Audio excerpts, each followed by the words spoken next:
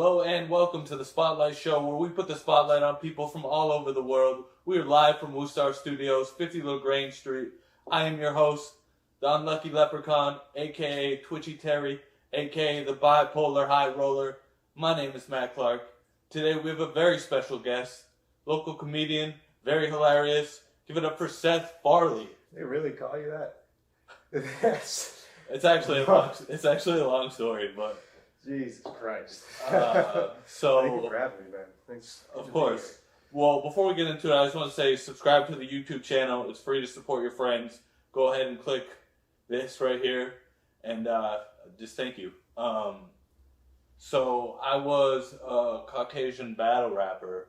Really? Yeah. So that was my moniker, the Bipolar High Roller. The Bipolar High Roller. Caucasian battle rapper. I was. So just... this gets brought up in every episode, which is I'm over it. Does that mean retired? Yeah, basically retired. Yeah. Okay, that makes. That's interesting. I know, like, I have like friends that like rap and do shit like that, but like battle rapping, that's like its own fucking. It's its own thing. It's its own genre of things.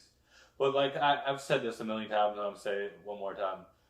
Like that's where I realized like I could use comedy against people. Right. Like yeah. I could use comedy to my favor because, because you can't drop hard R's. you can't do that.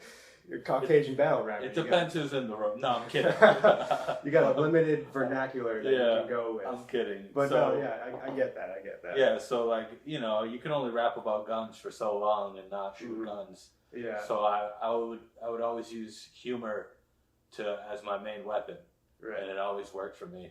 So that's like everybody would be like, "Oh, you should do stand up, whatever." So then like I started doing stand up.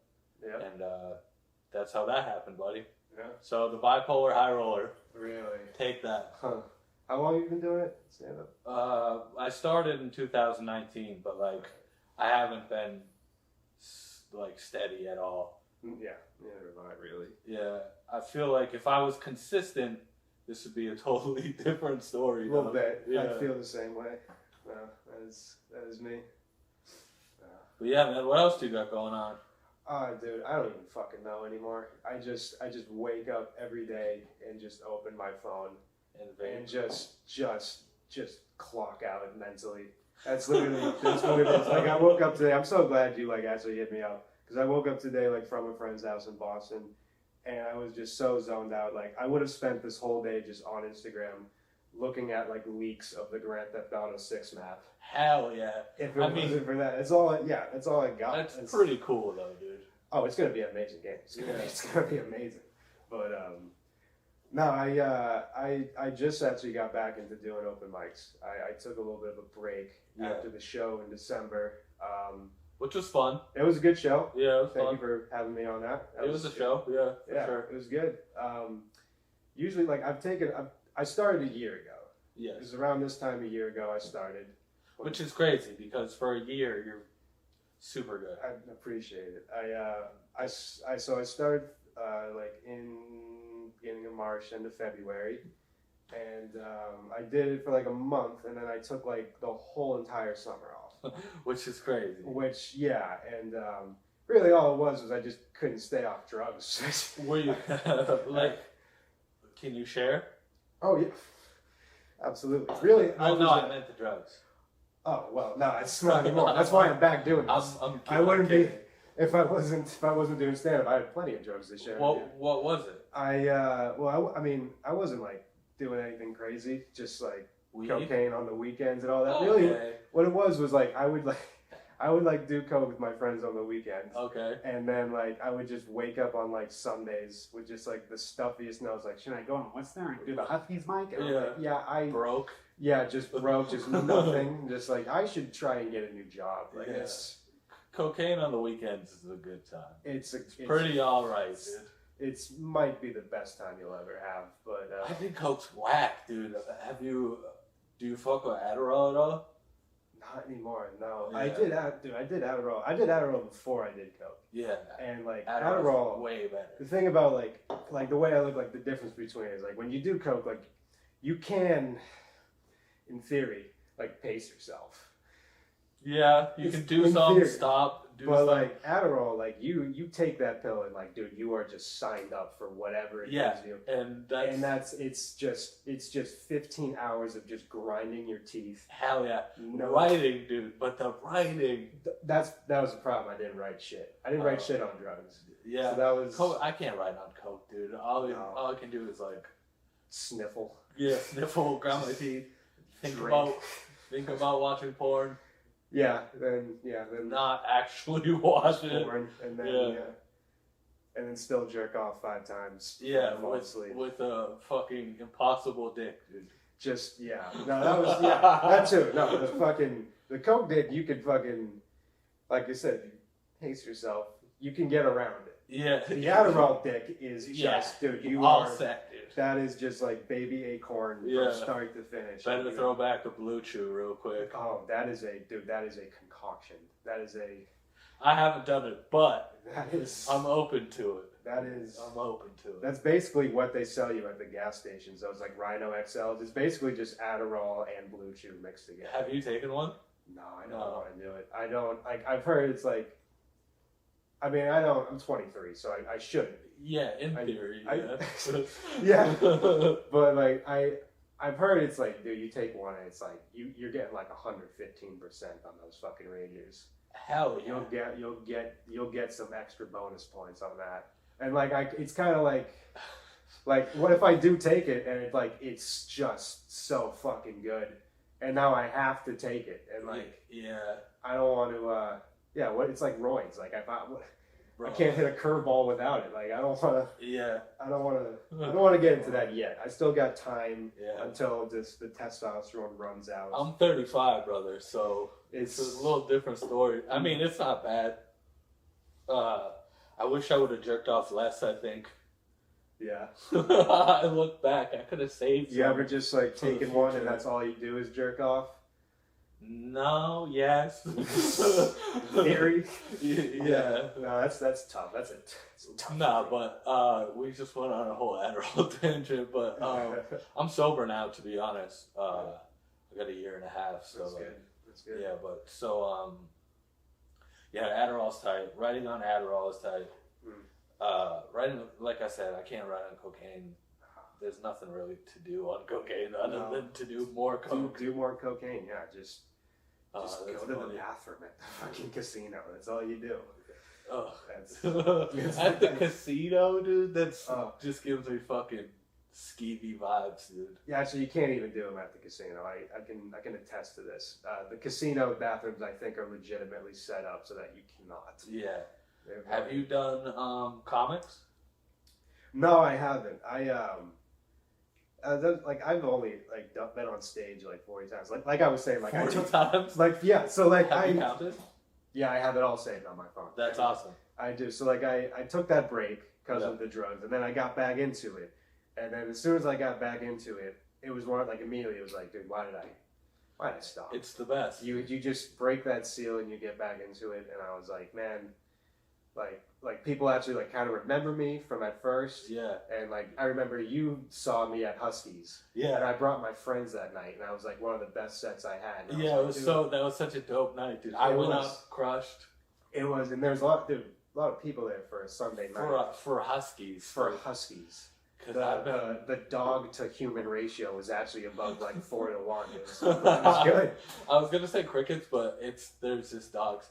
Dude, one time I was there and someone was on stage and the dog just started howling, dude. And it was the worst heckle I've ever seen. It's brutal. This same time last year, there was I came in on a Sunday night and there was a St. Patrick's Day parade on Park Ave or whatever road. Bro, I was on one of those floats. Yeah. Yeah, dude. Yeah. What did you say? The what leprechaun? Oh, the unlucky leprechaun. Yeah. Yeah. Just freestyling on a float in the middle of Worcester. No, but it was with Big Chick Comedy. Shout out to her. I don't know if you know Serenity, but shout out to her. I was on a float, dude. It was sick. There was a guitar player. There was an MC.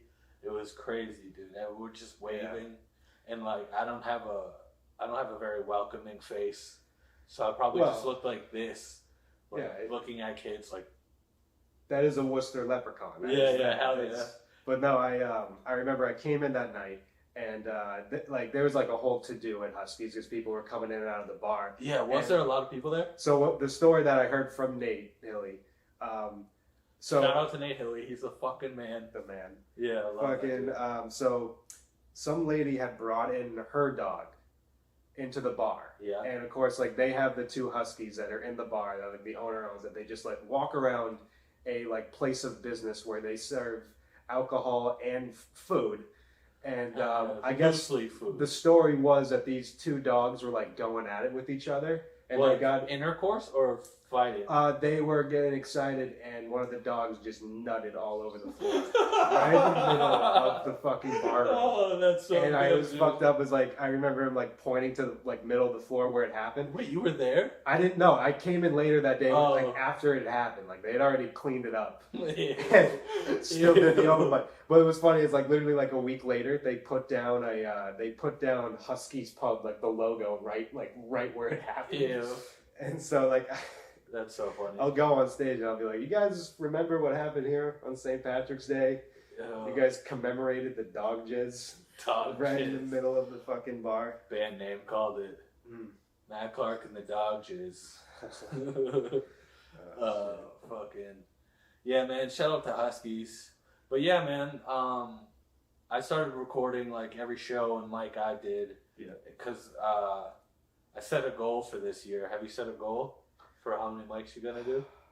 It's really just I can do them like Sunday through Thursday, and there's even one on Friday in Rhode Island. In Rhode Island, have you Yeah. gone? I've gone to it. I went to it once, literally the day before the show, because I was like, I need to hit as many as possible. Yeah. Mics on a Friday are wild, dude. It is wild. It's like It's so It's not fun, a thing, yeah. but it's also a collection of comedians that don't have an actual show on Friday, but it is fun. No, it is good. Like it's a good place. That fucking what is it, Kinsman Tavern? Yeah. That's the place. Yeah, I it's a don't good. know. No, it's a good. Yeah. Fucking Yeah, that's the thing about Worcester though. You can get up every night of the week. yeah. Like Monday through Friday, Yeah. Sunday through Thursday. Sunday through Thursday, and there's been times where you can hit there's been Yeah. you can double up. Speaking of, I have a mic at Correct. Mint Correct. every Tuesday. Sign up at 8. Mhm. Come through. It's a good time. Mm. You haven't come yet, but Because I was not doing it. yeah, I literally just got back into it this fair. week. Yeah, I yeah, did. Yeah. I went back to Huskies on Sunday, Yeah. and And Terrence was hosting, right? Terrence was hosting, and So I didn't go. shout I'm kidding. out Terrence. Yeah, shout out to Terrence. dude. And so like the reason why I like didn't do any of these last like couple months, it wasn't because of drugs. The reason why I didn't was I actually had a better reason. My parents have gotten divorced, Okay. and That sucks. So yeah, it's been a whole fucking shit show, and so I didn't do any for a while, and so when I They saved it till you were 23, though, which is they pretty kept nice. that of on the them. back burner.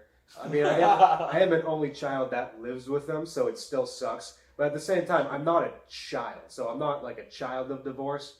I'm just a adult man who doesn't own a headboard and doesn't pay rent. You don't feel bad for that guy. You got a fire car, too. I mean, there's that.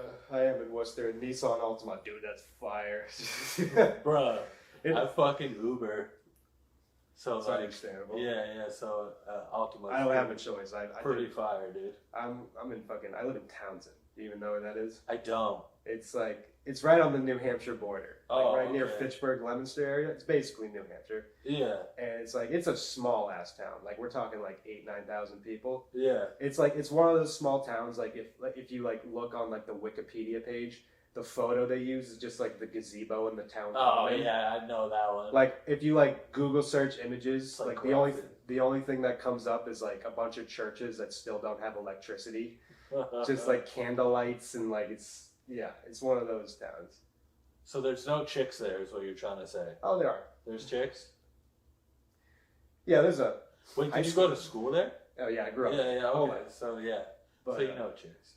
Yeah, but so yeah, parents got divorced, and I've been meaning to get back into it like last like month or so. Been telling myself to, just didn't. And then just this last Sunday, at the last moment, I was like, I'm fucking going down. I'm just going in, and I had pretty much an entirely new five Which to is go up with. sick. And I started out with talking about the divorce. And so, mind you, I go there, I show up literally 8:30, right when the mic starts. I see Terrence, put my name first. Yeah. The show literally starts as soon as I'm there. So within literally like 5-7 minutes of being in there, I'm on stage for the first time in 3 fucking months. Yeah, which is sick. And literally, dude, like, it was one of those times where it's like, there was a group of like hockey kids that were just there. They were just there. They were like won like a state championship. They were just chilling there. They did not want to be there for comedy. No. And of course, there's the regulars at the bar that are 10 times louder than the PA. Yeah. And they're just They're all talking over me. over 50. And dude, I went up there and I started out talking about my parents' divorce, getting like nothing off the bat. And dude, I actually for the first time froze on stage and had to pull out my phone and like look at notes. Oh no. It was brutal. Just like I've done the phone like twice. yeah. But yeah, that's understandable, bro. But also, I like how you find comedy and tragedy. Like, I think that's cool. Yeah. I think like stuff like that you should talk about. Oh like, yeah. I feel like you almost have like a leg up being able to talk about. Well, you have to, dude. Yeah, it's like, you know how like there's certain guys, like every comedian like shits on themselves to some degree. Yeah, of course. But like there is like douche chills when you see like guys go up and they like sort of pat themselves on the back for being good at something. Like I feel like if you're like a male comedian, yes, if you even in the slightest bit like give out the idea that you're even like decent at sex. Oof, dude, like, yeah, just that's rough. Yeah. You have to go up there and just talk about having a small dick, even if you just have a fucking like donkey arm on you, dude. heater.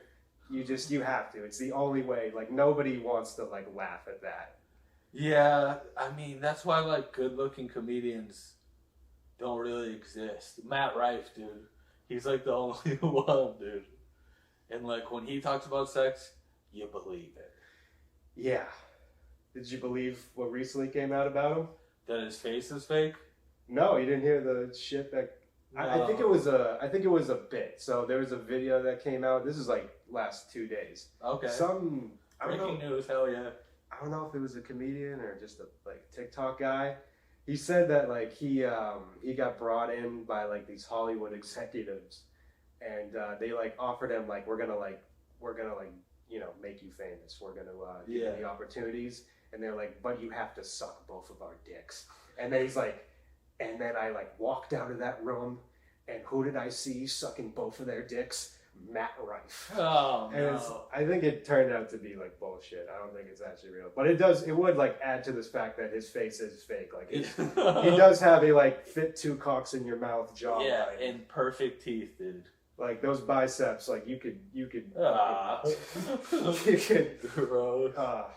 yeah. You can go to town, dude. Yeah. At least you know, dude. But no, yeah. Yeah, so moving to a town like Townsend when you're 23 would be difficult. Because you wouldn't know any, like you don't meet new people at 23. That's one of those towns you raise a family there. Yeah, you don't. That's for your kids. Like everybody that I grew up with, it was just families that moved like outside of like Boston to there to get away from the city and shit like that. Yeah. So it's just a bunch of like middle class kids who, like upper middle class kids who try and be poor, try and like act like they have a hard life, and then they go home to like a 3-car garage and like marble countertops and shit like Hell that. yeah, brother. And just everybody I grew up with sound like me, but we all have parents that have Boston accents. Yeah. Like there's a big cutoff in like early 40s where you don't see anybody with like even like the slightest bit of a Boston accent. Yeah. If I see somebody who's like in their 20s with a Boston accent, I get scared. Yeah. I am terrified. I have a Worcester accent looking bad. What is the Worcester accent? I don't know. It's probably washed up fucking Boston accent. Have you seen those TikToks? Have you ever come across Massachusetts related TikToks? Yeah. Scrolling through. It's always the same thing, right? The worst. It's the same fucking thing every time. It's fucking you're scrolling through your phone and then you see it'll be like top 5 worst places to live in Massachusetts. And it's just like a guy from Southie talking about Lawrence like it's fucking Gaza. Just like you wonder why like people still think we're racist as fuck. Like describing these like cities that are really only just known for having minorities and like In drugs. just describing it like it's the fucking 80s. Just That's it funny. is. Like I literally saw one. It was like they were listing off reasons why like Fall River is a bad place to live, and literally the number one thing it just said one Cubans. It's like yeah, we're not beating those allegations anytime soon. Just blatantly racist. It is, and I see those, and then the other ones I see all the time are cities in Massachusetts you are pronouncing wrong. Yeah, love that one. Which is hilarious because it's like leave it up to somebody with a Boston accent to tell you what words you're saying wrong. Like Worcester's got to be up there. No, like people from not Massachusetts butcher Worcester. They do, but like then like somebody who's like hardcore Boston will be like, it's not Worcester, it's fucking Worcester. It's fucking like, Worcester. You got it more wrong. Yeah. You went way overboard. Yeah. Alright, so cocaine, open mics, shitty town. Yeah. Leprechauns. Leprechauns. Battle rapping. Yeah, we've covered That it is- all. Yes. The upbringing. That is it. That's funny. Yeah. Nah, it's fucking. So, what comic would you say you look up to the most? Honestly, Matt Rife? no, I think Matt Rice's looking up to other people. Yeah, That's I don't know. I wanted to do stand up when I was like 13. That was when I wanted to do it. I remember the first thing that made me want to do comedy was actually SNL. Yeah. I remember I was 10 and only child. Fucking my parents would let me stay up late on like Saturdays, and I remember watching. It was back when Andy Samberg and the Lonely Island was on it. Hell yeah. And it was the skit they did. They did one that was like, I just had sex. Do you remember that one? No, I remember. Oh, it was Jizz in my pants. just like that. Yeah. I remember watching it. I didn't even know what sex was. And I was like, this is the most hysterical fucking thing ever. So I knew I wanted to do comedy. But then when I was like 13, I remember like one of the funniest kids I went to school with. This will be fucking up. He showed me Dane Cook. Okay. And Dane Cook was already like kind of on like the has-been side at that point. But I remember watching Dane Cook and being like, I want to write jokes now. Yeah. Fucking team. Like he is mentally, we are on the same page. Me and this guy. Like I know I could actually do it. But I would say honestly, it's got to be Bill Burr. Yeah. It's got to be Bill Burr. Like just listen. I'm listening to his podcast since I was like in middle school. Like that's the guy you kind of revolve around. Those kind of guys. Him, Louis C.K. definitely. Yeah. And yeah.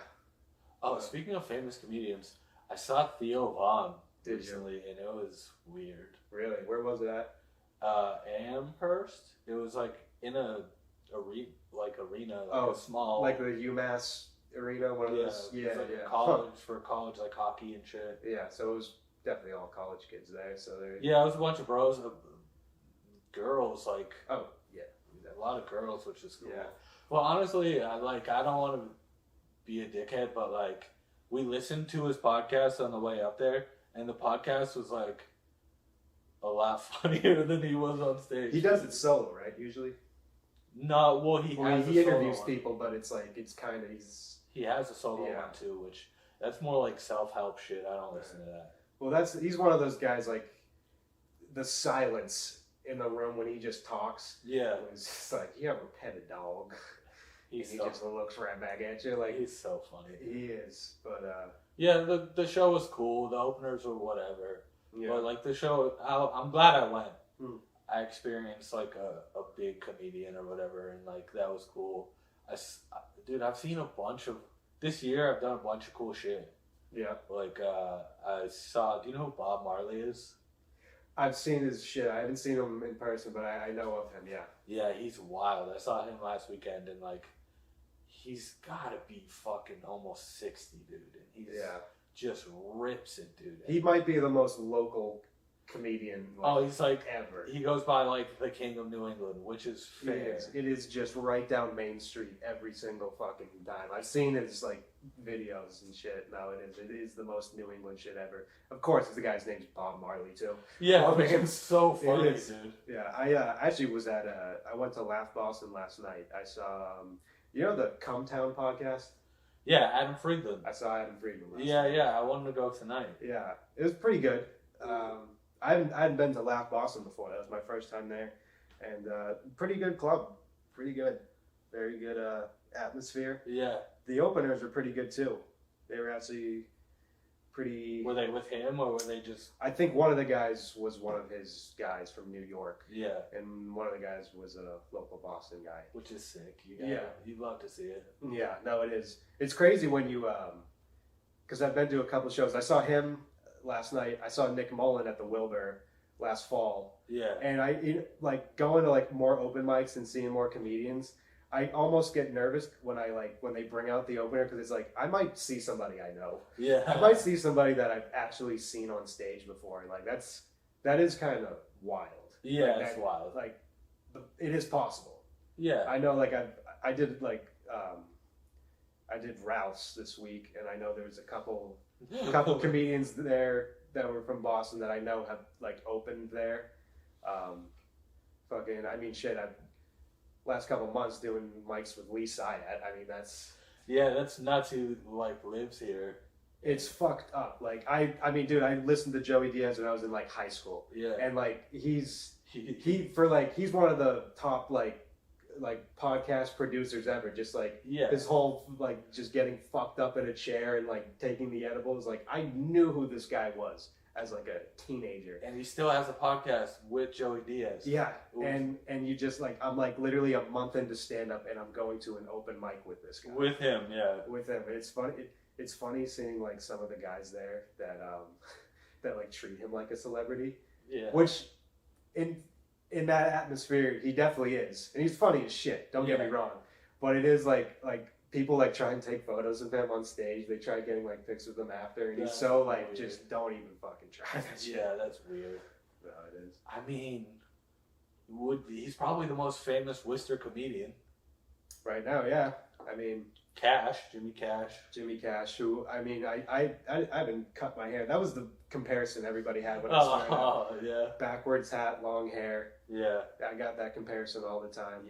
Young Jimmy Cash. Young Jimmy Cash. I would say I would call myself Junkie Cash. And that didn't get shit. That didn't go over well. That just, everyone was like... that don't sound great. Yeah, no. That doesn't work.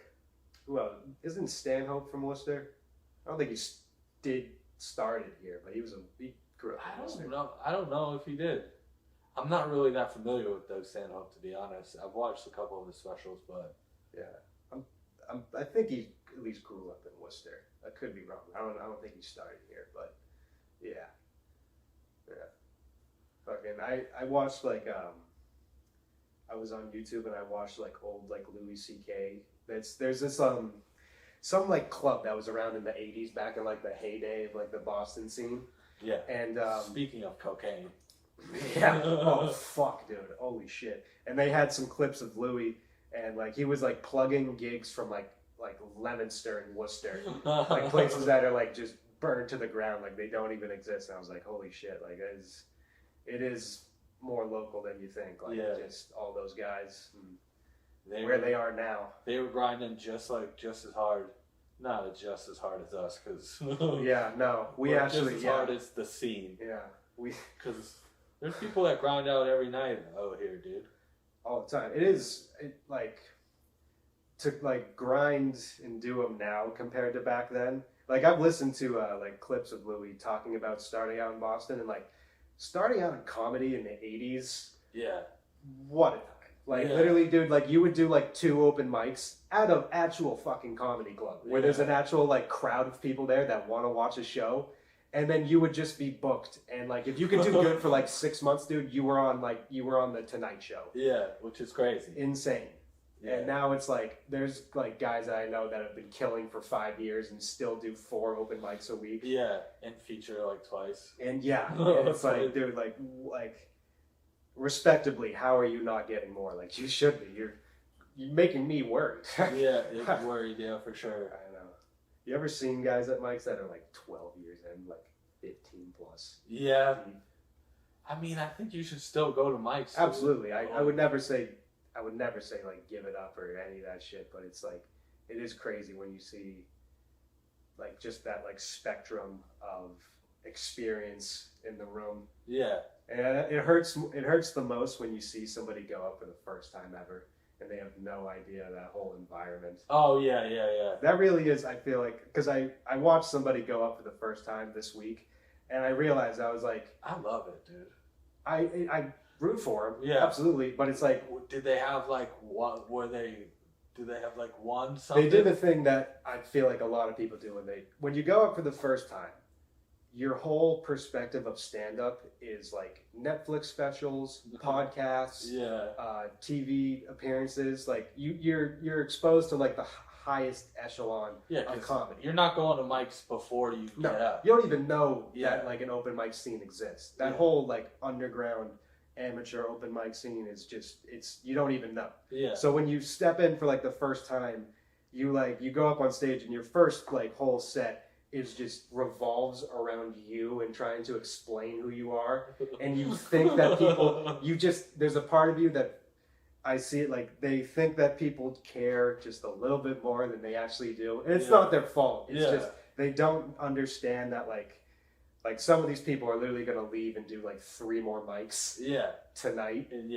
And they don't give a fuck about your cat. Yeah, they don't give a fuck about they don't care about your kids. They don't care about like that you drove here in a Honda Accord. So did he get one hit at least? Did he ever? It was actually it was bad.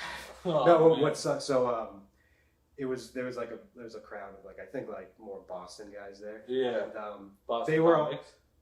more Boston area because they definitely weren't Worcester area. Oh, at Rouse. And it was Sean Connolly's birthday that night, so it was a pretty big room, big crowd.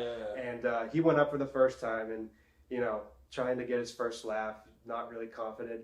And this was like halfway through the mic, and as he's like just bombing, literally like all of them got up and they did that like smoke break time type of leave, and he called out. He's like, oh, am I canceled? Oh, I'm canceled. And I just watched, like I could hear his soul just and I was like, dude, like it was a like tough first set, but at the same time it's like that could happen to literally anybody. Literally they could do that to their own friends, like, but in his world that was like literally the most soul-crushing experience that could happen. Which I can understand. So the first time I ever did mic, I didn't do great, but I got laughs. So like I knew like I had something. Like my first set was like 5 minutes about the statue of the dude fucking the turtle. Care to elaborate? Where is this statue? Oh, it's in Worcester, dude. It's called Turtle Boy. Fucking course it is in Worcester. You've never heard of Turtle Boy before? No. Oh my god. So there's a statue of and like there's a whole history of it, and it's like I would hope so. Yeah. It would be fucked up if they just put that down there, no context, just like enjoy this. So like this guy was gonna have a sculpture, like, and he died and left the money to his daughter, and his daughter made this statue of a dude like holding a turtle like this, and the turtle just looks like very unhappy. Just so yeah, it's called Turtle Boy. There was like the whole website called Turtle Boy, and that guy's actually in jail right now. But shout out to him. I wonder why. Yeah. Shout out to he's banned at every Petco in the fucking greater New England area. Yeah. So that, and like everybody from Worcester knows about that statue, so it wasn't like groundbreaking material, I don't think. No. I still watch that first set though. Oh, you haven't. I had my third ever filmed. Yeah. That's all. But no, my first went okay. It was literally like 4 people in the room. It was fucking Nate, and it was so Nate was the host, and then Andrew Balsieri and Brandon Baddock were like the 2 first guys that actually sat down and watched me. Yeah. And I got them to laugh like once or twice. I was nervous as fuck. So when I did my first open mic, I was coming back from Maine. I was staying over at a friend's house and I did acid the night before. And I had spent the whole week, I had just discovered like the Woot Nanny comedy page. Yeah. So I had just finally discovered a like open mic community. And I was like, I spent the whole week just like trembling. I was like, holy shit, I can actually do an open mic. I can actually do stand up. And I remember like telling my friends that. Big mistake. Yeah. So they all think that I'm like doing comedy now, and like I do this acid trip, and like my friend and I, like he wants to like record a podcast while I'm like mid trip. Was it a good trip? No, because I was freaking the fuck out. Because I was like, because they all think I'm like already doing comedy, and it's like I am still nervous to go to an open mic. Yeah. So I spent the whole night just in a bed, just like like in my own head, panicking about doing one, and somehow I just mustered up the guts to just go home, go straight to Worcester, and go straight to That sounds terrible, dude. It was, and thankfully, like they were actually like understanding, and I actually got a decent laugh. No, not my friends, but it was like Andrew, Brandon, and Nate. Oh, that's cool. And I did like 3 minutes. I did like some shitty. My first bit was about how I wish I was more attractive. Once again, just in your own fucking head. Yeah, of course. And so I was like, I want to be like viral mugshot attractive. Like the kind of attractive where you see their mugshot and you're like, whatever they did, just let them go. Like it's just. I mean, that's funny. Like the type of mugshot where like the comment section is just like, I can fix her. And it did okay, but the one joke I did was the bit about Shamu, where it's like I have a lot in common with Shamu. We're both weird-looking animals. We're very confused and far away from home. And we both love to blow loads on screaming children at SeaWorld. And that actually just getting a reaction out of that was like big. And I remember after it, I only did like 3 minutes, but I remember after that talking to them outside Huskies, and they were like, dude, like you got to keep yes. And like the support they had for me that night, they were like, dude, like you need to do this. You got this. Yeah. Go to Hotel Vernon on Thursday. That's like a big mic. That to me was like the biggest W I could ever have. Was like these guys actually want me to keep doing stand up. Yeah. I had no idea. I didn't know if I was gonna walk into like a like hardcore room of like experienced guys who are all good, and I was just gonna be like just booed off stage. Yeah. I had no idea. The Vernon is kind of like that. Vernon is not like boo off stage. No, Vernon is the big one. Vernon is the big one where all the veterans go. And the hot take, I think the Vernon as a bar is cooler than Ralph's. Vernon's got history. I can't say that. As a bar, no. Ralph's is fucking sick, dude. Vernon is like the type of bar that you like you bring like somebody from the mafia that's about to get whacked. It's got a very like Goodfellas-y vibe through there. Yeah, it's very like you talk business in there. Like that's like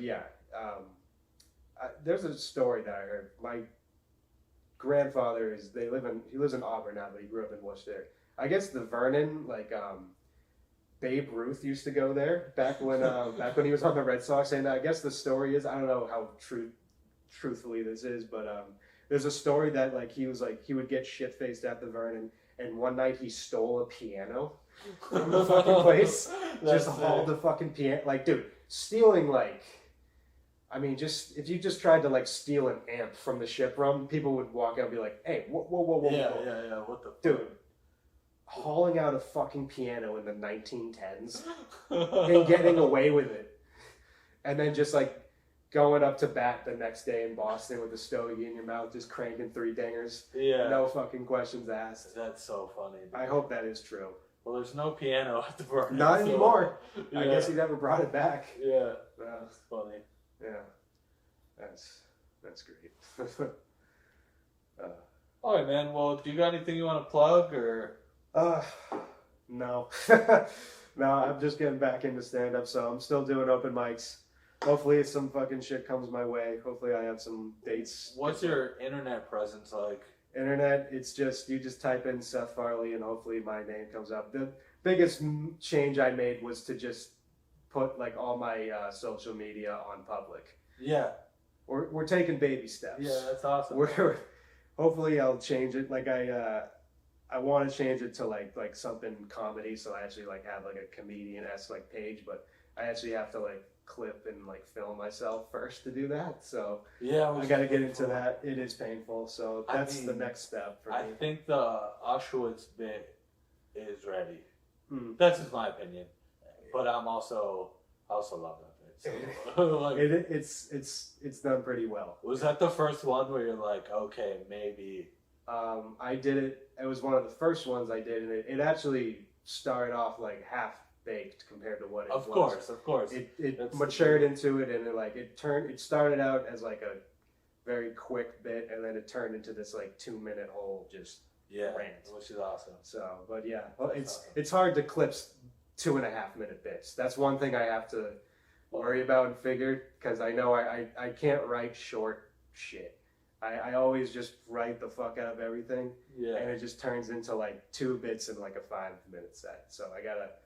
That's the focus right now, is just, tightening up shit, filming, and just.